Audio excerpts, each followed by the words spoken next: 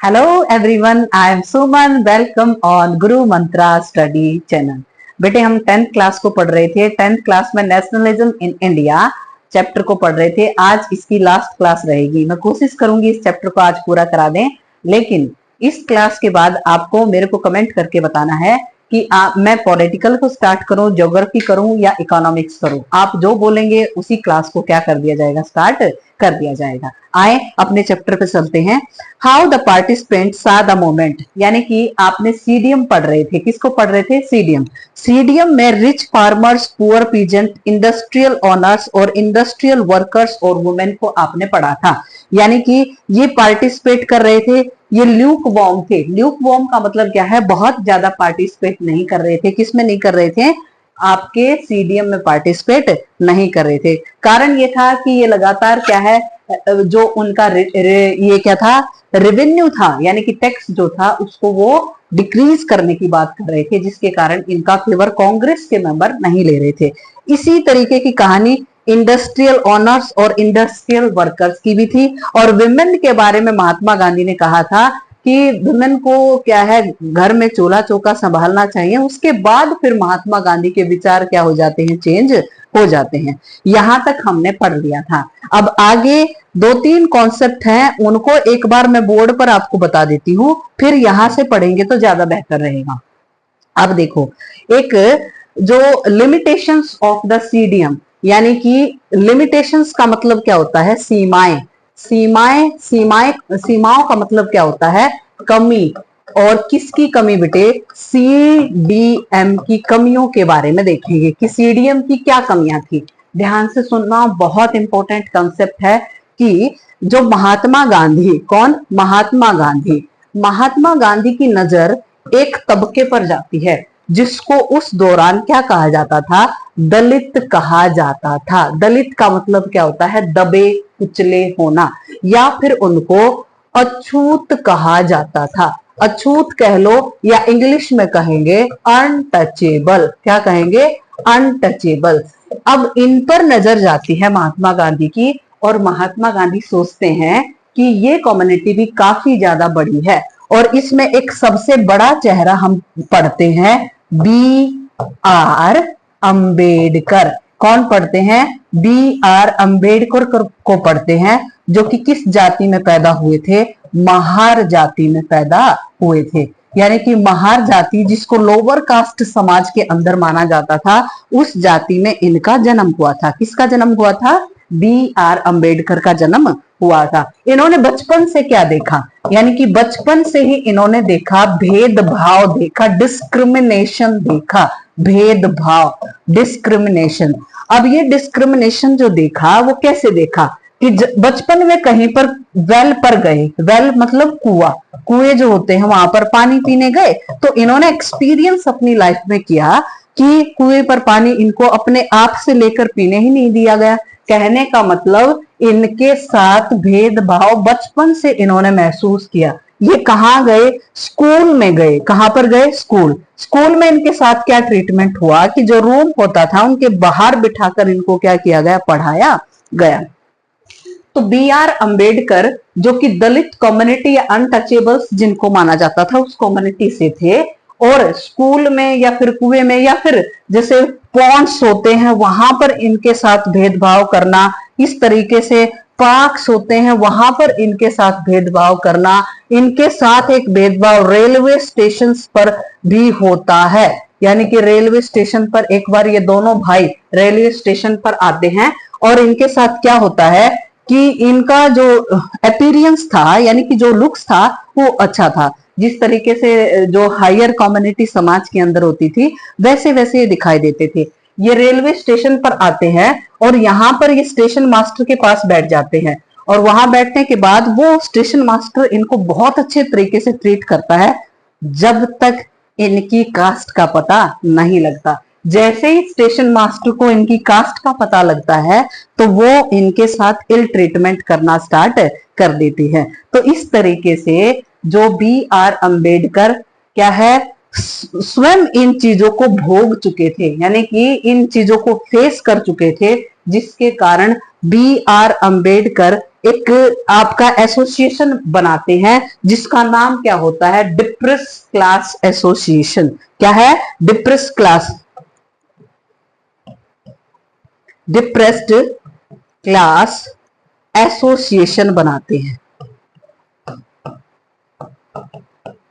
और ये बनाया जाता है 1930 में। अब मैं आपको याद दिलाना चाहती हूं 1930, 1931 और 1932 क्या होती हैं बच्चों, बता दो। आरटीसी होती है, राउंड टेबल कॉन्फ्रेंस, पिछली क्लास में बता चुकी हूं। अब ये तीनों में जाने वाले अकेले व्यक्ति कौन थे, बी आर अंबेडकर थे, यानी कि तीनों में पार्टिसिपेट करते हैं। अब जब सेकंड में महात्मा गांधी आरटीसी में जाते हैं तो उस दौरान भी ये वहीं पर थे और सेपरेट इलेक्टोरल की डिमांड करते हैं। कौन करते हैं, बी आर अंबेडकर, कि अब नहीं सहन करेंगे हम। क्यों नहीं सहन करेंगे, कौन सहन नहीं करेंगे, दलित कम्युनिटी है वो सहन नहीं करेगी। अब हमें अलग से क्या चाहिए है, चुनाव क्षेत्र चाहिए है, ऐसी जगह चाहिए है जहां से सिर्फ दलित कम्युनिटी है इलेक्शन लड़ पाए। तो इस बात पर अड़ गए, कौन अड़ गए, बी आर अंबेडकर अड़ गए। अब देखो ये दलित्स वाला कंसेप्ट है। अब इसी मद्देनजर महात्मा गांधी क्या करते हैं, ध्यान से सुनना। महात्मा गांधी क्या करते हैं, जो ये दलित होते हैं सबसे पहले इनको एक नया शब्द देते हैं। इनको क्या कहते हैं, हरिजन कहते हैं। क्या कहते हैं, हरिजन, यानी कि आप भगवान हरि के क्या हैं, जन हैं, ये कहकर पुकारते हैं। किसको पुकारते हैं, दलित्स को कह लो, अनटचेबल्स को कह लो या अछूत को कह लो, इनको पुकारते हैं। फिर ये करते क्या है, जो हरिजन्स होते थे उनका जो मेन काम होता था वो ज्यादा सफाई का होता था, यानी कि सफाई का ये काम करते थे। और ये मैला ढोते थे। क्या करते थे, मैला ढोने का काम ये करते थे। तो इस तरीके से मैला ढोने का काम करते थे। मैला क्या, मैला होता है जैसे बड़े बड़े जो साहूकार होते थे, जमींदार होते थे, लैंडलॉर्ड्स होते थे, उनके घरों में जो मैला इकट्ठा होता था, किसी पौंड वगैरह में इकट्ठा होता था, उस मैले को इकट्ठा करके सिर पर उठाकर और किसी दूर की जगह पर फेंकने का काम किया जाता है। इसको ऐसे समझ सकते हो जैसे पुराने टाइम में घरों में टॉयलेट्स वगैरह नहीं होते थे तो जो वेस्टेज होता था उसको बाहर फेंकने का काम किया जाता था। तो इस चीज को कम करने के लिए हाई कास्ट सोसाइटी और लोअर कास्ट सोसाइटी का जो डिफरेंस था या अंतर जिसको कहते हैं, उसको कम करने के लिए महात्मा गांधी ने क्या किया, खुद भी मैला ढोया। कहने का मतलब क्या है, खुद भी जो दलित कम्युनिटी थी उनके साथ जाकर इस काम को किया। देखो मैं इसको ऐसे कहूंगी कि महात्मा गांधी को वैसे ही महात्मा नहीं कहा जाता। इन्होंने जैसे सफाई पर काम करना है या फिर जो अब ये जो दलित कम्युनिटी थी उनको इलेक्शन में अलग से पार्टिसिपेट आजादी से पहले नहीं कराना चाहते थे।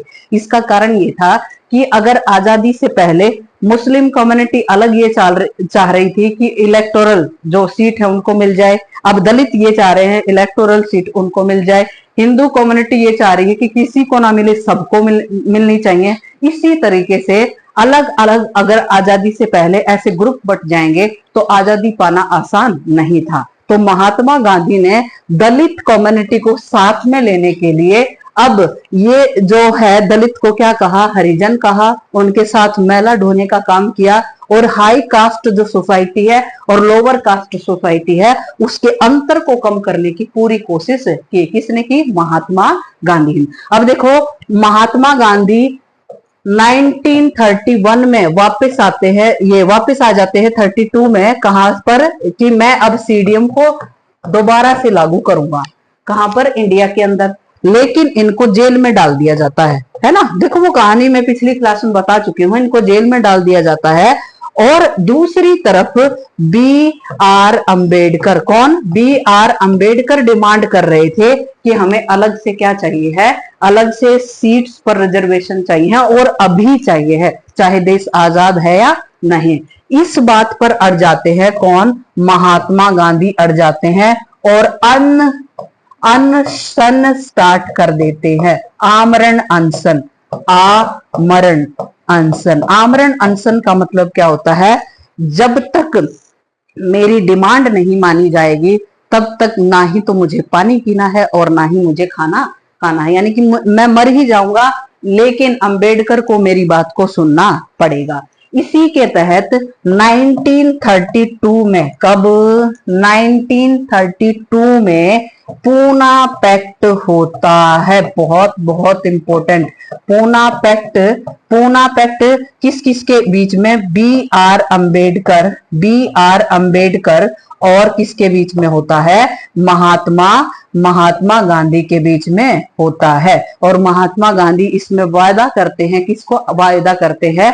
आपके अंबेडकर को वादा करते हैं कि मैं वादा करता हूं कि जैसे ही देश आजाद होगा और कॉन्स्टिट्यूशन लिखा जाएगा उस दौरान आपको रिजर्वेशन दी जाएगी। कौन सी कम्युनिटी को? दलित कम्युनिटी या फिर हरिजन जिसको कहते हैं, उस कम्युनिटी को क्या दी जाएगी? रिजर्वेशन दी जाएगी। तब इसके बाद से ये कहा जाता है कि जो ये रिजर्वेशन दी गई है वो पूना पैक्ट का वादा, भीख नहीं, ये पूना पैक्ट का वादा है। ये इसी कारण इस बात को कहा जाता है। तो इस तरीके से ये जो सोसाइटी थी यानी कि दलित कम्युनिटी है उसके लिए बहुत काम किया।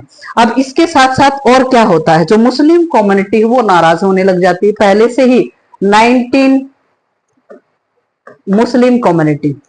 1906 से ही कुछ गड़बड़ मुस्लिम और हिंदू में चल रही थी। अब उसके बाद अब जिन्ना को लगने लग गया। किसको? जिन्ना को, कि लीडर तो देश में एक ही हो सकता है, यानी कि जो प्रधानमंत्री है वो एक ही बन सकता है। तो अब जो झुकाव दिखाई दे रहा था वो किसकी तरफ दिखाई दे रहा था?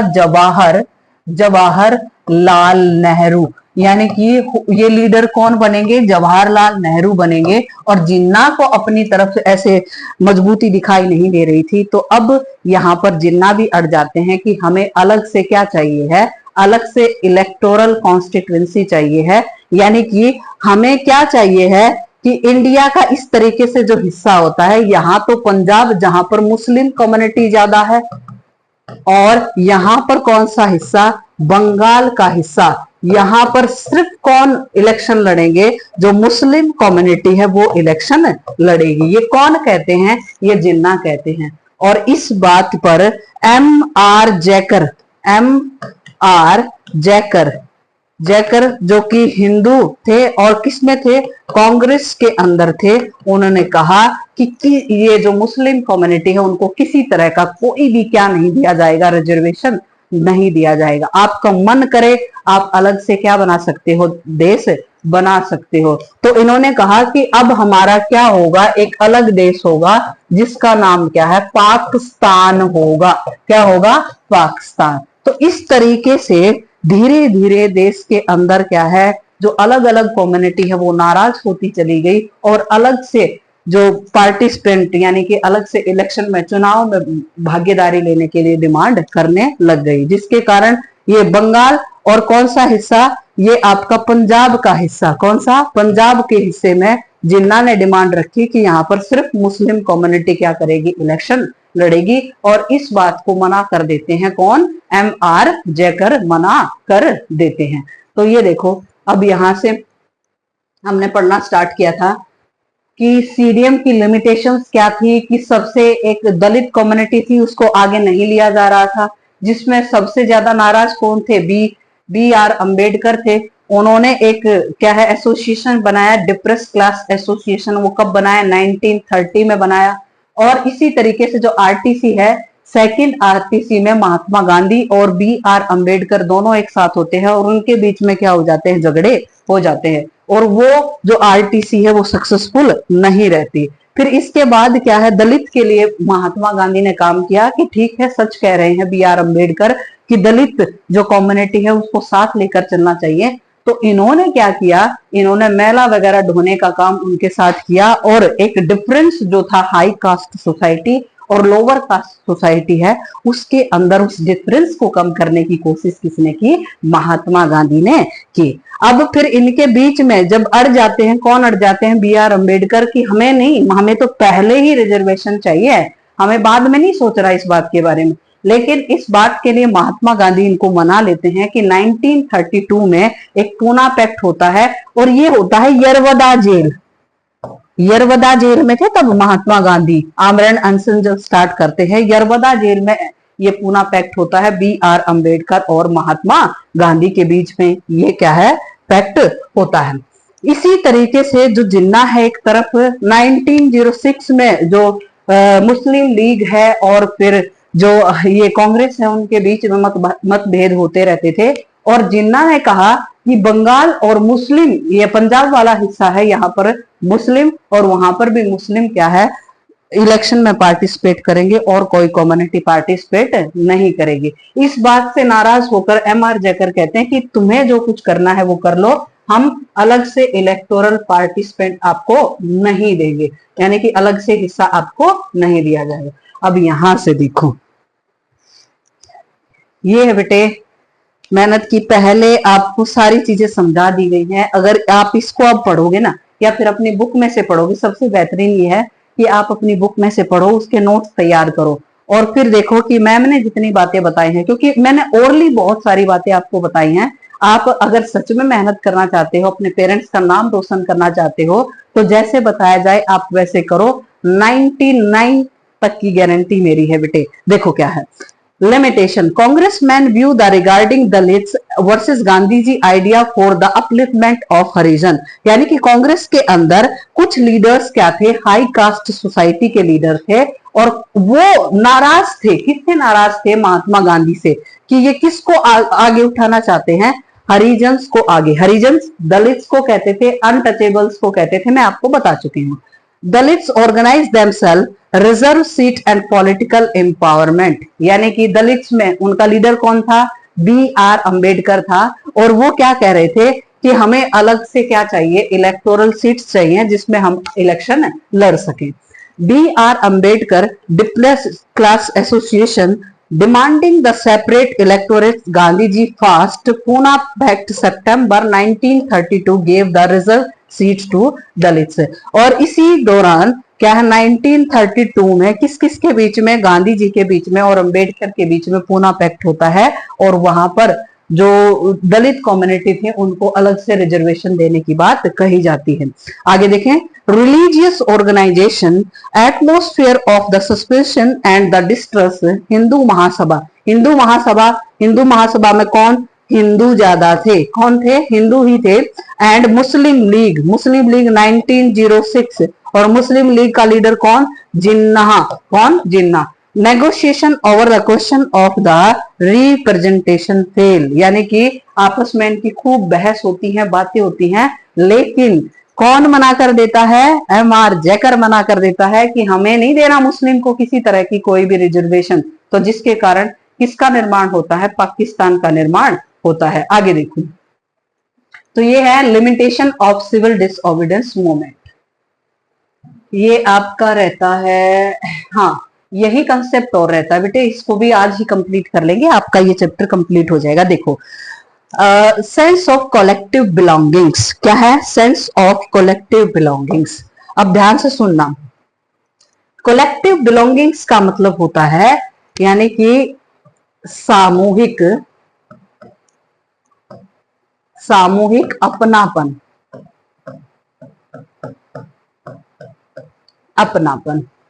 कहने का मतलब ये है कि आप अगर अपने देश को कहीं जाकर रिप्रेजेंट करोगे तो आप ये तो नहीं कहोगे मैं हरियाणा में भी मैं सोनीपत से हूँ। अगर कहीं आप अमेरिका घूमने गए हो, मैक्सिको गए हो, चाइना गए हो, कहीं पर भी गए हो, तो अपने आप को इंट्रोड्यूस करने के लिए आप अपने देश का क्या बताएंगे, नाम बताएंगे कि मैं वहां से आया हूं, मैं इंडिया से आया हूं, मैं इंडियन हूं।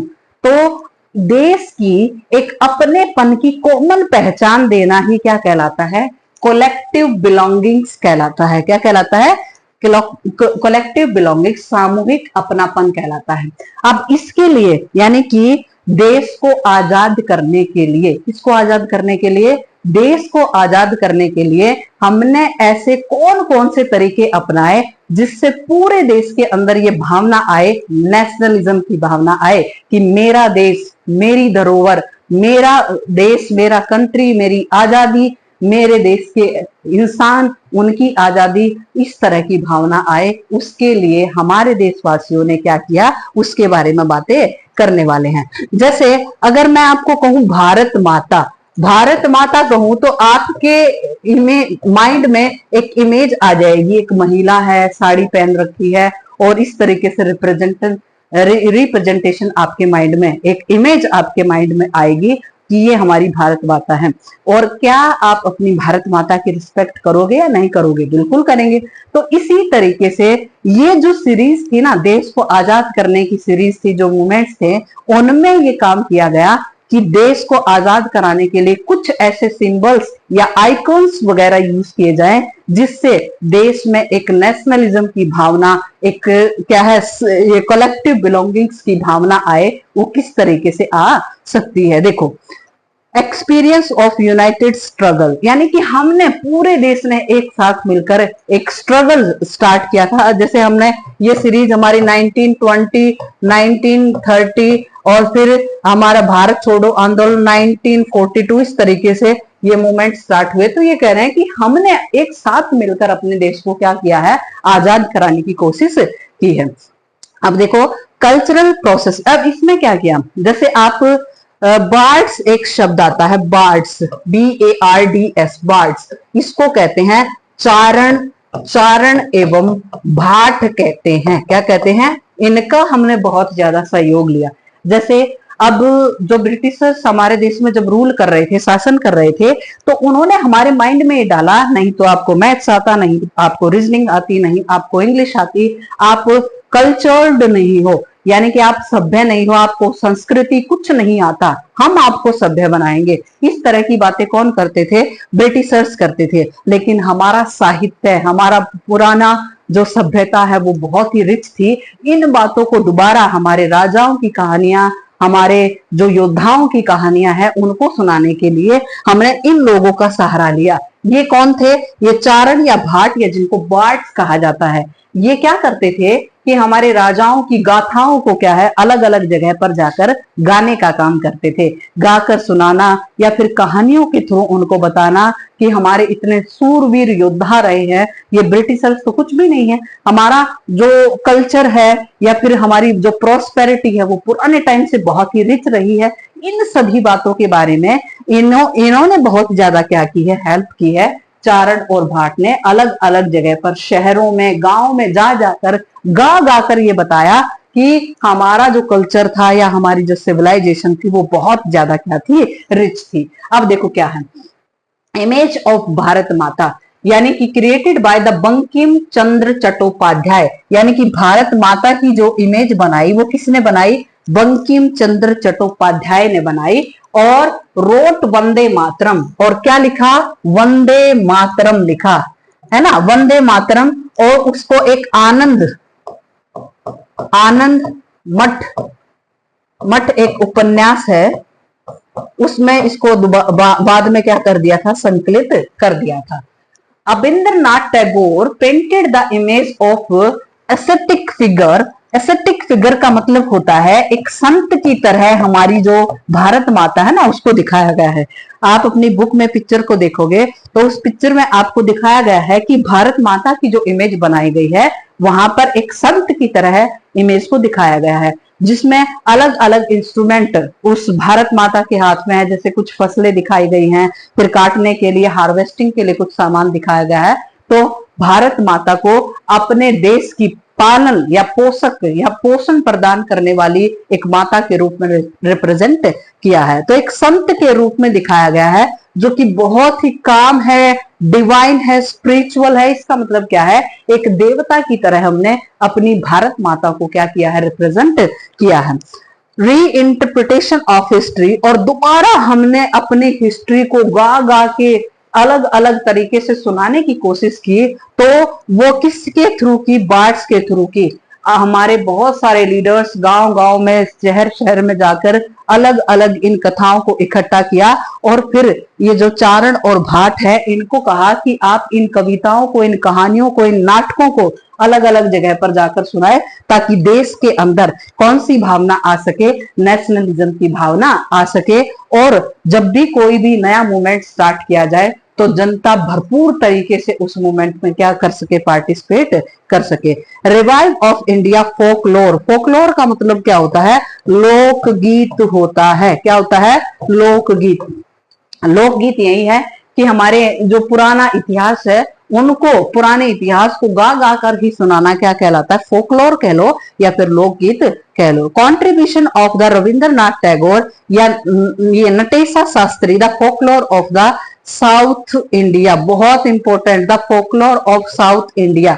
जो नटेशा शास्त्री है या फिर ये क्या है आपके रविंद्रनाथ टैगोर है, ये जगह जगह पर गए, अलग अलग जगह से इन जो फोकलोर्स हैं, इन लोकगीतों को, कविताओं को इकट्ठा किया और यहाँ एक बुक में लिख दिया जिसका नाम क्या था, the folklore of the southern India, उसमें लिख दिया। और लिखने के बाद अलग अलग जगह पर इनको गाया और सुनाया गया। अब देखो ट्राई कलर, हमारा जो झंडा है ना, आज ये झंडा उसी फॉर्म में नहीं है, यानी कि पुराने शुरुआत में जब हमने ट्राई कलर जो फ्लैग यूज किया था वो रेड, ग्रीन और येलो कलर का जो हमारा क्या रहा था, फ्लैग रहा था, जिसमें 8 लोटस थे। और वो किसको, 8 लोटस जो ब्रिटिश प्रांत थे, ब्रिटिश प्रांत या प्रोविंस जिसको कहा जाता है, उसको रिप्रेजेंट कर रहे थे। और क्रिसेंट मून, क्रिसेंट मून का मतलब होता है उसमें एक आधा चांद भी दिखाया गया था, जो कौन सी कम्युनिटी को रिप्रेजेंट करता था, मुस्लिम कम्युनिटी को रिप्रेजेंट करता था। और क्रिसेंट मून रिप्रेजेंटिंग हिंदू और मुस्लिम। इस तरीके से ये हमने जैसे भारत माता की इमेज को लेना, वंदे मातरम को गाना या फिर आपका हमारे झंडा यूज करना, ये किसकी तरफ इशारा करते हैं, ये नेशनलिज्म की तरफ इशारा करते हैं कि हमारा एक नेशन है, हम देश में एक सामूहिक तरीके से लड़ सकते हैं, झगड़ सकते हैं, किसके साथ, ब्रिटिशर्स के साथ। अब वो वहां यहाँ पर नहीं रहेंगे। और गांधी जी के स्वराज में, स्वराज का जो फ्लैग था उसका रेड, ग्रीन और व्हाइट और स्पिनिंग व्हील, आगे चलकर फिर इसमें चेंज किया गया। किसमें चेंज किया गया, इसके जो कलर है उसमें चेंज किया गया, किसमें, जो फ्लैग है उसके कलर में चेंज किया गया। ये आपका चैप्टर होता है कंप्लीट बेटे। आज ये नेशनलिज्म इंडिया वाला जो चैप्टर है वो कंप्लीट हो गया है। जिसने इसको पूरा नहीं देखा है तो पहले पिछली क्लासेस को देखें, फिर इसको देखें तो ज्यादा बेहतर समझ में आएगा। कुछ क्वेश्चंस देख लो एक बार। सत्याग्रह क्या होता है, रोलेक्ट एक्ट क्या है, जलियांवाला बाग और खिलाफत मूवमेंट क्या है, बेगार शब्द डेफिनेशन आ सकती है, स्वराज पार्टी ये आ सकता है, अलूरी सीताराम राजू के बारे में आ सकता है, ओद किसान सभा किसने बनाई थी, साइमन कमीशन कब आया था, किसने गठित किया था, क्यों आया था, इस तरीके से। सॉल्ट मार्च के बारे में आ सकता है, गांधी इरविन पैक्ट के बारे में आ सकता है कि कब हुआ था, पूना पैक्ट मैंने बताया आपको, लाई धोबीबंद क्या होता है उसकी डेफिनेशन पूछी जा सकती है, फर्स्ट वर्ल्ड वॉर और उसके हमारी लाइफ पर क्या इम्पैक्ट है वो पूछे जा सकते हैं। इवेंट ये responsible for the NCM, NCM होने के क्या कारण हो सकते हैं, idea of NCM, idea of different group, town and countryside, civil disobedience movement जिसको हम अब तक पढ़ रहे थे उसके प्रभाव को देखा जा सकता है, और step taken to create a sense of collective belongings जो आज हमने पढ़ा है। और ये मोस्ट इंपोर्टेंट एनसीएम और सीडीएम में डिफरेंस को आपसे पूछा जा सकता है। तो बेटे नेशनलिज्म इन इंडिया आपका चैप्टर क्या है, कंप्लीट हो गया है। और कमेंट बॉक्स में मुझे आप ये बताएंगे कि मैं किस पार्ट को स्टार्ट करूं, पॉलिटिकल को स्टार्ट करूं या इकोनॉमिक्स को स्टार्ट करूं, आप मेरे को बता सकते हैं। तो तब तक के लिए जय हिंद, जय भारत।